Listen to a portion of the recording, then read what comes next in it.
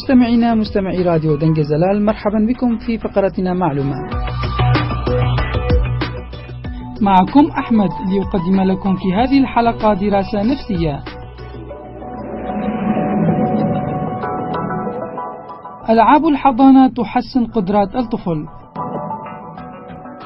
أفادت دراسة جديدة بأن تدريب المعلمين على زيادة اللعب المنظم بين أطفال الحضانة يؤدي إلى تحسين قدراتهم في القراءة والرياضيات، مما ينعكس على عامهم الدراسي الأول. وقال الباحثون إن الأسلوب الذي يعرف باسم أدوات للعقل حقق فعالية على نحو خاص فيما يبدو في مدارس المناطق شديدة الفقر. ودرس الباحثون درجة انتباه التلاميذ وسرعة معالجتهم للأمور ومقاييس أخرى للقدرات الدراسية مرتين خلال عام واحد، كما اختبروا عينات من لعابهم لتحديد مستويات هرمونات التوتر. وخضع المعلمون في إطار برنامج أدوات العقل إلى عدة مجموعات عمل للتطوير المهني سنويا، ويهدف البرنامج إلى تعزيز تحكم الأطفال في قدرتهم على تركيز الانتباه وتذكر التفاصيل المهمة والسيطرة على السلوك المندفع وتفادي تشتيت الذهن. ووفقا للبرنامج نظم المعلمون أنشطة تعاونية مشتركة مصممة لتعزيز التطور الاجتماعي العاطفي وتحسين مهارات التفكير،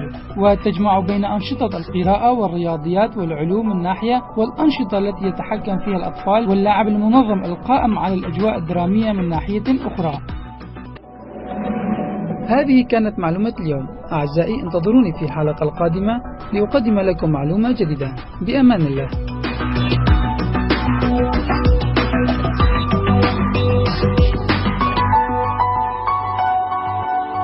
راديو دنجة زلال.